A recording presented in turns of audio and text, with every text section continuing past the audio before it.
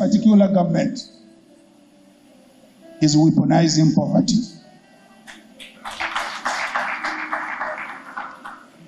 And that is why we are in this alliance, to make sure we don't allow them to continue weaponizing policy.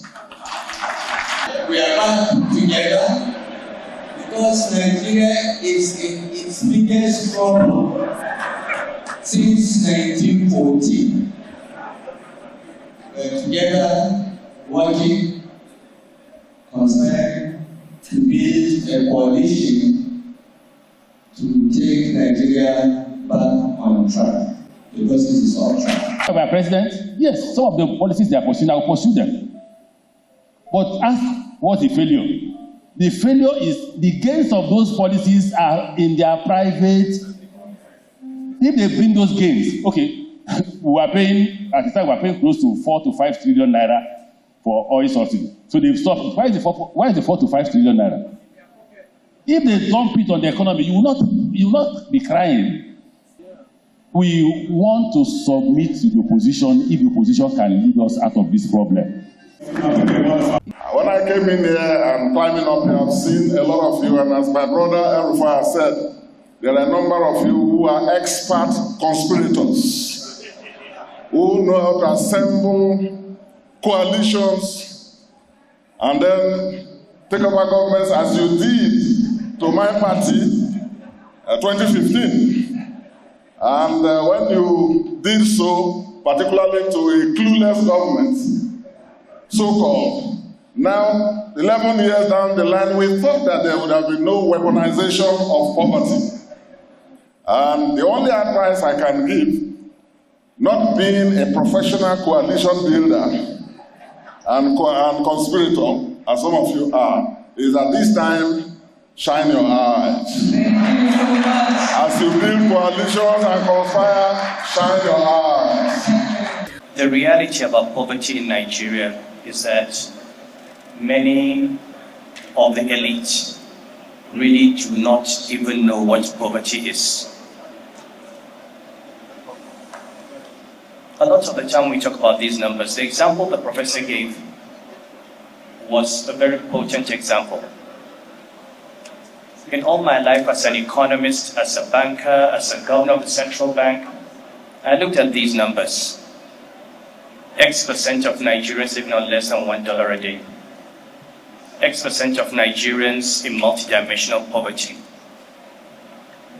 And the numbers are bad, but you don't know how bad they are until you actually go and look into the eyes of poverty. The case of that lady was an eye-opener for me. I did not know poverty until I became an EMIR.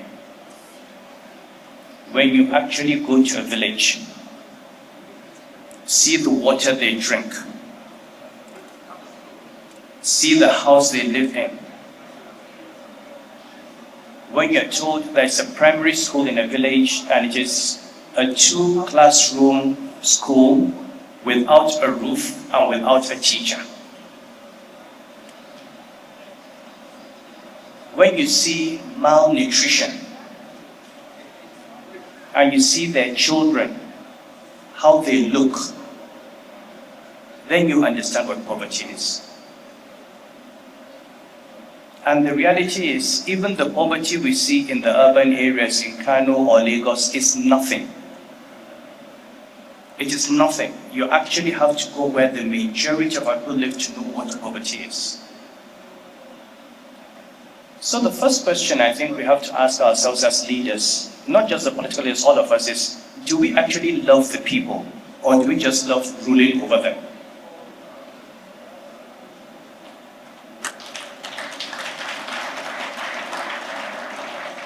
Do we actually love Nigerians as human beings? You can say, I love Nigeria.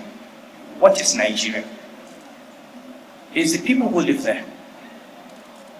What are our priorities? Many years ago when I was in banking, the president of the World Bank came and he had a town hall meeting.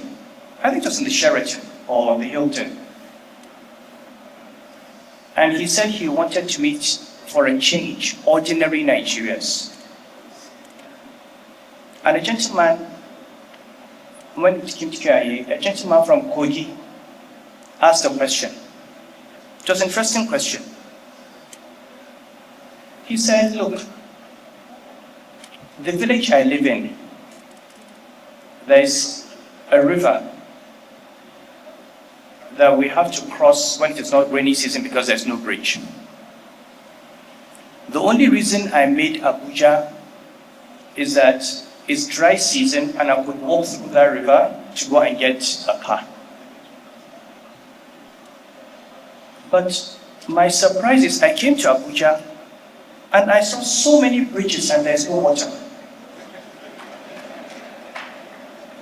It was a profound statement. We build overheads and underpasses for ourselves, we build skyscrapers, and we think we are developing.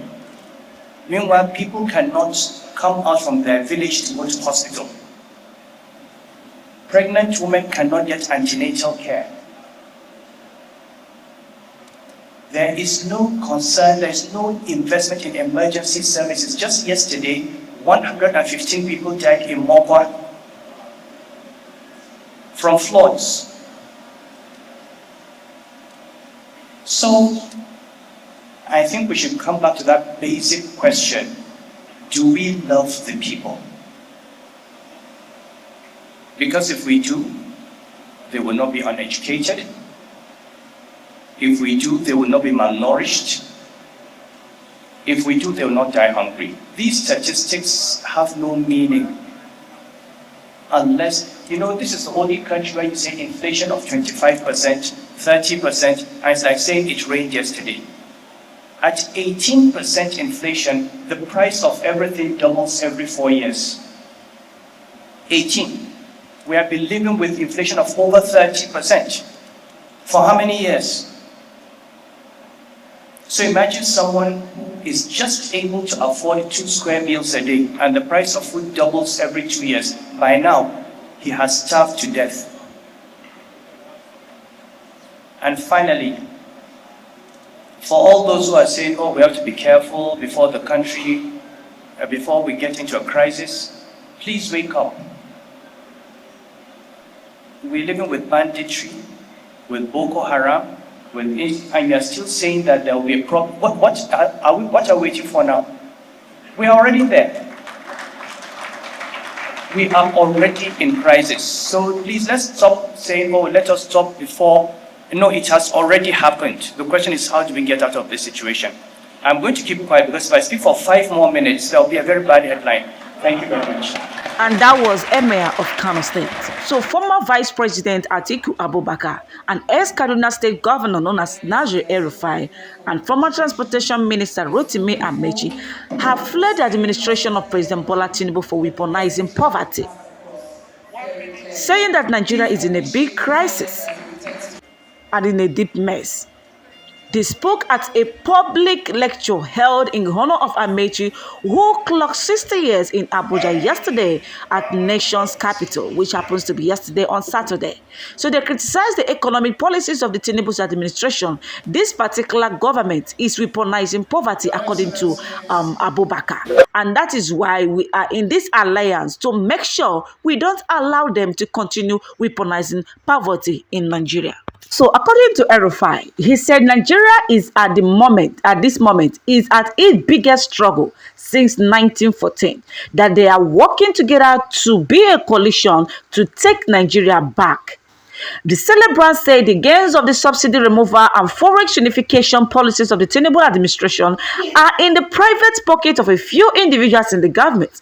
Amechi equally said at a point, we are paying close to 4 trillion to 5 trillion for oil subsidy. So we stop, but where is the 4 trillion to 5 trillion? If they drop it on the economy, you will not be crying. We want to submit to the opposition if the opposition can lead us out of this problem. With Nigeria 2027 presidential election about 2 years away, political permutations and combinations have begun, with actors shopping for special purposes, vehicles among the 19 registered political parties in the country to realize their dream to occupy the Aso Rock, the nation's seat of power in the political capital city of Abuja. However, with a litany of court cases arising from intra-party squabbles and protracted leadership crisis rocking the People's Democratic Party known as PDP and the Labour Party, as well as alleged maltreatment of some All Progressive Congress APC members, politicians in three parties seem to have made the Social Democratic Party SDP a darling. This is a fresh political alignment which have been activated in many circles ahead of the 2027 polls. So this particular thing, people are saying, it talks about an inter-party alliance reached a climax on Thursday, March 2025, when opposition Arrowhead Atiku alongside P2B El-Rufai, among others, announced a coalition to host incumbent Tinubu of the APC, whose administration has been accused of mismanaging the economy with all-time high inflation and unprecedented cost of living.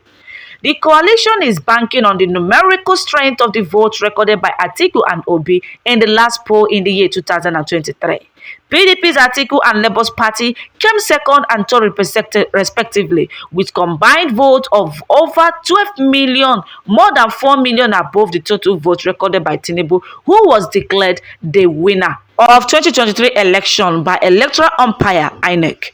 Hello, my lovers and viewers. This is exactly what happened yesterday at the party between Atiku, El-Rufai, and others, where they went to honor and celebrate with Amaechi that clocked 60 years old. What is your opinion, my viewers? Feel free, drop it in the comment section. Are you believing in this particular coalition amongst these politicians, knowing too well that almost all past and present Nigerian politicians are corrupt in one way or the other? So who do you think could emerge as the winner of 2027 election? Do you think P2B can easily, man over, or let's say, can Atiku give up and allowing P2B to run for presidential election come 2027 under this their coalition party? What do you have to say concerning this? Remember, one particular governor warned them that they should be very careful while trying to form any coalition. It's not all about forming coalition, but to be very careful while forming the coalition. What is your opinion, my viewers and my lovers? Feel free to drop it in the comment section. If this is your first time coming across our YouTube channel, please kindly subscribe, turn on the bell button so you always get notified whenever we post our latest content. Christy TV got it covered. Thank you for watching and stay tuned for more updates.